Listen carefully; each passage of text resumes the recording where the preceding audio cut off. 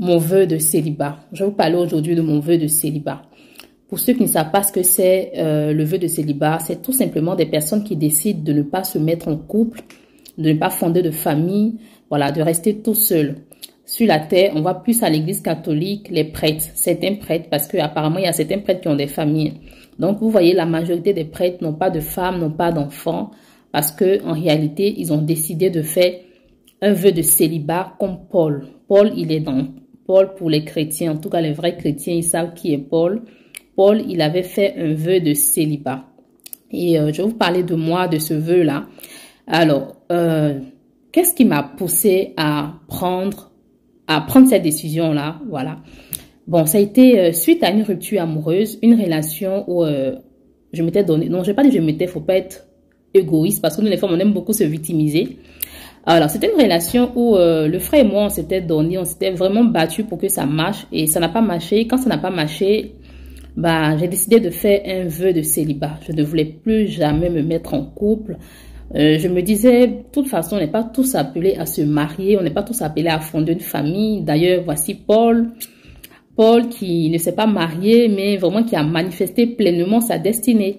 Donc, pendant un an, plus d'un an, non, 2 ans, on va dire 2 ans, j'étais dans mon coin, dans le secret, j'ai dit à personne que, que je faisais un vœu de célibat.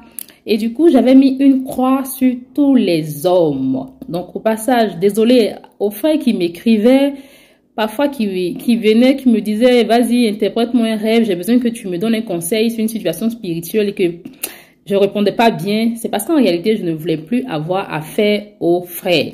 Donc, j'avais mis une grosse croix sur tout ce qui est frère. Mais je ne disais pas aux gens de mon entourage, tout le temps on me disait, mais quand le mariage, ton âge avance et tout, à quand le mariage? Et je disais bientôt, mais en âme et conscience, je savais que je ne voulais pas me marier. Voilà, ils allaient juste m'observer jusqu'à ce qu'on atteigne les 70 ans. Et puis ils vont comprendre que voilà, c'est parce que je ne veux pas me marier, que c'est parce que je suis une Paulette.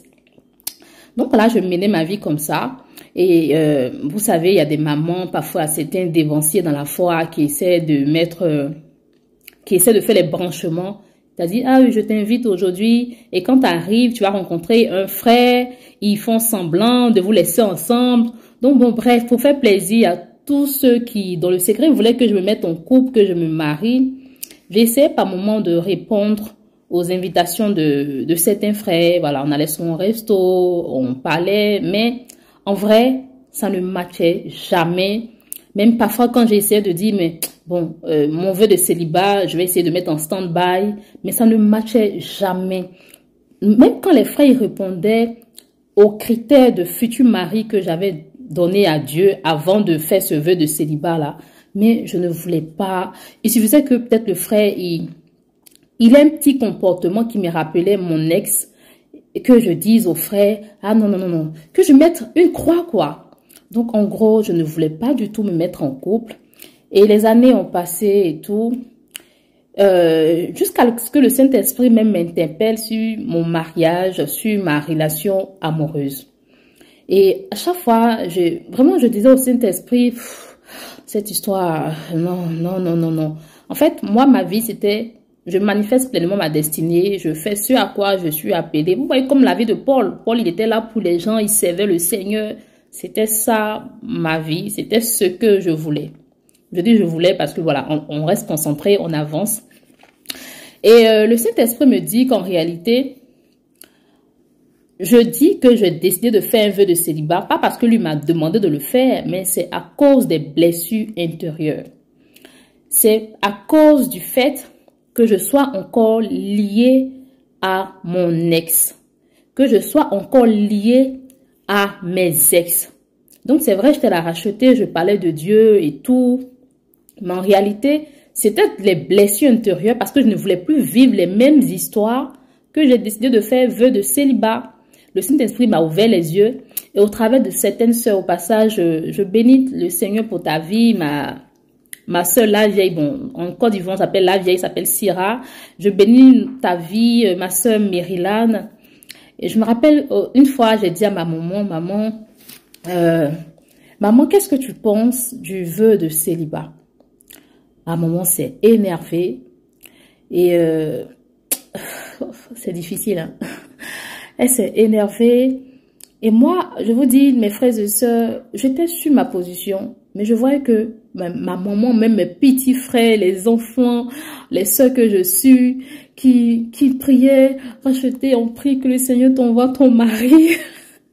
Et moi, dans mon cœur, je le regardais, je me disais, mais celle-là, même si elle savait que leur racheter n'a vraiment pas envie de se mettre en couple, ne veut même plus entendre parler de cette histoire. Ça y est, moi, je peux prier pour que le Seigneur t'ouvre le porte du mariage, mais me concernant, c'est pas moi. Donc, je me rappelle aussi une fois, j'étais au travail, c'était après une discussion avec ma maman, et le lendemain, j'étais au travail, et je repensais à ça, ma maman qui me disait, si tu veux faire un vœu de célibat, est-ce que moi, en gros, bah, elle n'était pas contente, donc j'étais au travail, et j'y pensais, je disais, Seigneur, mais je ne veux pas me marier, je ne veux pas fonder de famille. En même temps, je pensais à ma maman. Je suis allée dans les toilettes parce que je ne voulais pas que les collègues me voient. Donc, je suis sortie, allée dans les toilettes. J'ai pleuré. J'ai dit, Seigneur, je ne veux pas me marier.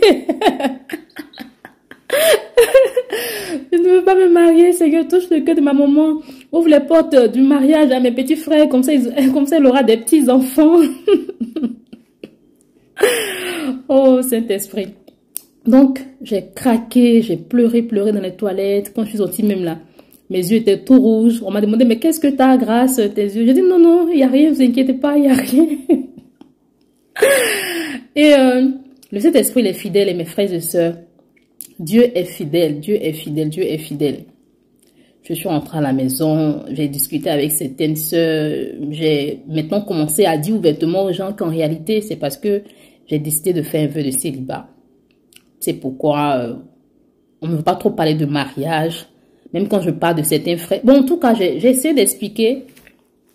Et le Saint-Esprit, je vais beaucoup parler du Saint-Esprit parce qu'apparemment, ici, il y a des gens qui n'aiment pas qu'on en dit le Saint-Esprit m'a dit. Je suis désolée si le Saint-Esprit me parle, je ne vais pas dire telle personne m'a dit. C'est le Saint-Esprit qui m'a dit. Donc, ceux qui n'aiment pas quand on dit le Saint-Esprit m'a dit, le Saint-Esprit m'a dit. Bon, le Saint-Esprit, c'est mon ami, c'est mon allié. On se parle tout le temps. Donc, souffrez de cette phrase, le Saint-Esprit m'a dit. Donc, le Saint-Esprit m'a dit, voilà, de vraiment prendre à cœur cette histoire de mariage, d'arrêter de dire... en gros, il m'a dit, il ne m'a pas demandé de faire un vœu de célibat. Je ne suis pas Paul, je ne suis pas qui que ce soit, mais je suis grâce. Je ne suis pas tout cela. Et je me suis disposée maintenant, parce qu'il faut savoir que quand tu ne te disposes pas, Dieu ne prendra pas le temps de te parler, il ne te révélera pas les choses cachées. Il peut te révéler les autres choses, mais tant que tu n'es pas disposé sur un sujet, tu ne vas pas entendre la voix du Saint-Esprit. Donc... il m'a dit de revoir ma position, que lui n'est pas dans cette histoire de vœu de célibat. Et il a commencé à me dire, écoute, il faut que tu guérisses. Et pourtant, moi je suis toujours celle-là qui parle des blessures intérieures, mais je ne savais pas que j'avais des blessures intérieures. Je ressentais de la haine pour mon ex. Moi je pensais que je l'avais pardonné, ça y est, on n'est plus ensemble, j'ai pardonné, j'ai avancé et tout. Et je me suis rendu compte que à chaque fois que quelqu'un abordait son sujet, il y a une colère noire qui m'animait. À chaque fois, je sais pas, qu'une pensée de lui me venait, il y a une colère noire qui m'animait. Et ce sont les blessures intérieures. Les liens d'âme aussi qui faisaient que même à chaque fois qu'il y avait un date, j'essayais d'avoir une date avec un frère, je trouvais toujours des petits trucs. Il fallait que je brise les liens d'âme. Il fallait que je brise les liens d'âme. Donc, j'ai brisé les liens d'âme. Et aujourd'hui, il y en a qui me demandaient, ah, du coup, c'est comme aujourd'hui, t'es en couple. Je ne vous dirai rien, mais c'est que je suis célibataire, je ne suis pas mariée. D'accord? Donc, j'ai brisé les liens d'âme. Ce par quoi je passe, ce par quoi je suis passée, il y a beaucoup de personnes qui passent par là. Et moi, aujourd'hui, j'organise un atelier où je vais vous aider. Un atelier où je vais vous aider à vous délier de vos liens d'âme.